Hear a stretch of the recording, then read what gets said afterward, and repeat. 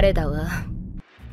Pada video kali ini, kami akan kembali menjelaskan dan juga menceritakan mengenai jalannya alur cerita terbaru dari manga spin-off Bakugan Tokyo Revengers, yaitu Letter from Baji alias Surat dari Baji chapter yang ke-18. Di mana pada chapter ini, kita pun akan diperlihatkan secara langsung tentang kisah pertempuran menarik antara divisi pertama geng Toman yang dipimpin oleh Keisuke Baji melawan salah satu geng terkuat yang ada di kota Tokyo, yaitu geng Suda Kaidan. Jadi bagi kalian yang penasaran, kalian bisa simak terus ya video ini sampai habis. Tokyo Revengers chapter yang ke-18 berjudul From the Beginning. Atau jika kita terjemahkan ke dalam bahasa Indonesia, artinya adalah dari awal atau sejak awal bertemu. Judul tersebut sebenarnya sudah cukup menggambarkan mengenai sebuah kejutan besar apakah yang nantinya akan terjadi dan ditujukan kepada kita semua pada chapter terbaru ini. Pada halaman pertama, kita pun seketika langsung disuguhkan sebuah adegan pertarungan besar yang luar biasa menarik. Di mana pada panel ini, nampak beberapa orang anggota dari geng Toman yang akhirnya berhasil membalikkan keadaan. Dari yang awalnya berada pada posisi yang tidak diuntungkan, akibat kalah jumlah dan juga kalah kuat. Namun kali ini justru mereka semualah yang malah berhasil mengalahkan lebih dari 50 orang anggota geng Suda Kaidan yang ada di luar gedung tersebut. Bahkan berkat bangkitnya semangat bertarung dari pasukan tempur divisi pertama, semua anggota geng Suda Kaidan yang tersisa malah saling menyalahkan satu sama lain dan saling bertarung satu sama lain. Hal tersebutlah yang berhasil membuat Toman pada akhirnya mampu menerobos pasukan pertahanan terakhir dari geng Suda Kaidan yang kebetulan pada saat itu sedang berkumpul untuk menjaga pintu masuk dari gedung bangunan tua itu. Di mana pada panel ini nampak Baji yang sedang berlari dengan sangat cepat sambil melayangkan satu pukulan meteornya menuju ke arah salah satu berandalan yang saat itu sedang berdiri di hadapannya. Akibatnya berandalan random itu pun seketika langsung terpental dan juga terkapar di tanah. Sedangkan Baji dan semua anggota dari geng Toman lainnya kini sudah masuk dan berada di dalam gedung bangunan tua itu untuk pergi menuju ke tempat di mana si Kojiro berada. Sementara di sisi lain, Kojiro yang melihat semua kejadian itu dari jendela lantai 4 akhirnya ikut berkata, "Haha, ternyata benar. Seperti yang dikatakan oleh Ryusei Sato, bahwa Toman generasi pertama memanglah sangat kuat dan memanglah sangat hebat. Jadi tidak heran jika pada akhirnya mereka semua mampu mengalahkan 70 orang anggota geng kita walaupun kalah jumlah. Baiklah kalau begitu, aku akan menunggu kalian semua di sini dan aku pasti akan mengalahkan Baji di dalam pertempuran selanjutnya."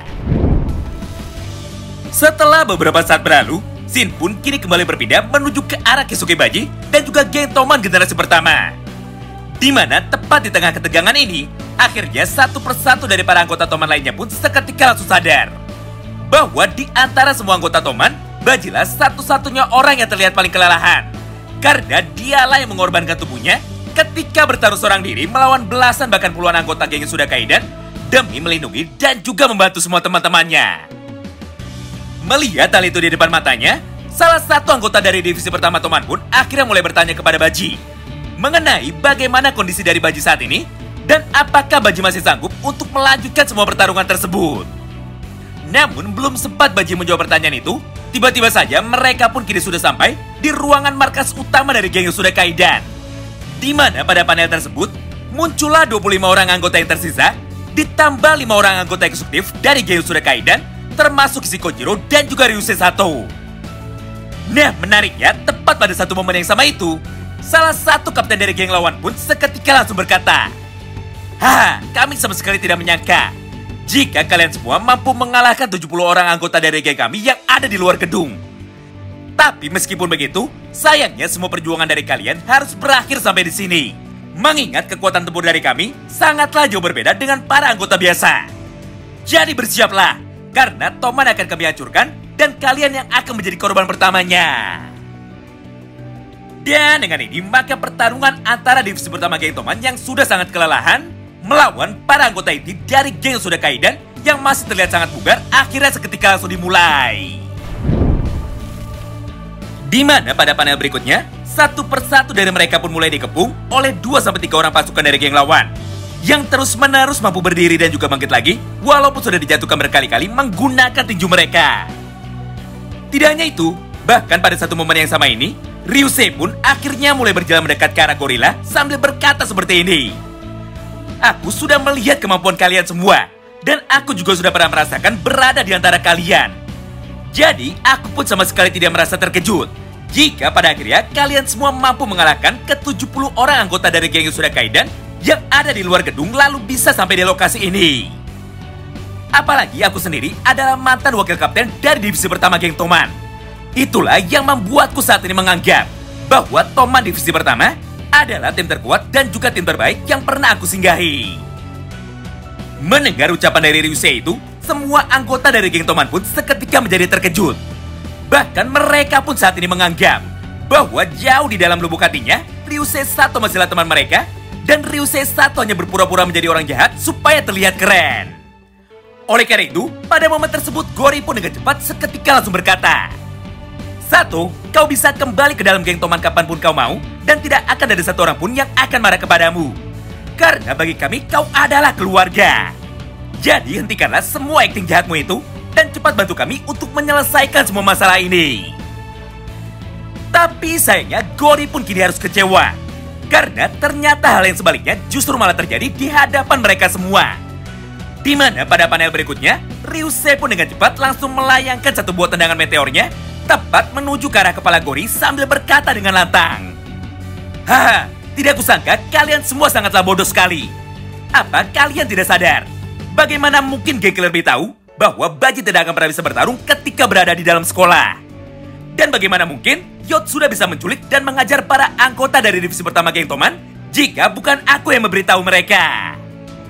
Yang artinya jika kalian sampai saat ini masih menganggap bahwa diriku adalah teman kalian, maka penyamaran yang selama ini telah aku lakukan berarti sudah sangat sempurna." Mendengar semua ucapan itu dari Ryusei Sato, Baji pun akhirnya segera datang menuju ke arah Ryusei, serta di saat yang bersamaan dia pun mulai berkata kepada dirinya.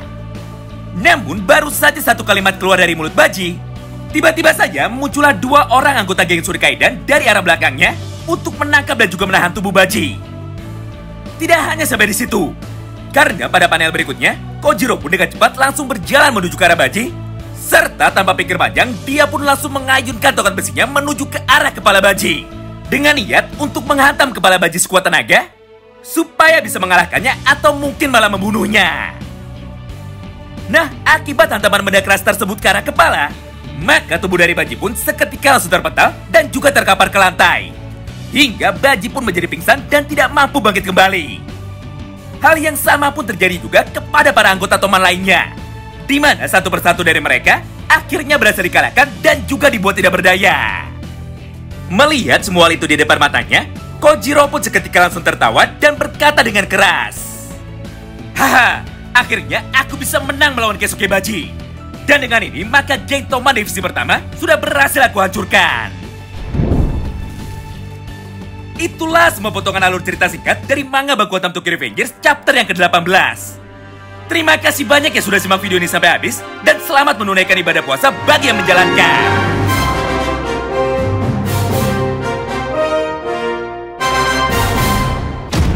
Yare, yare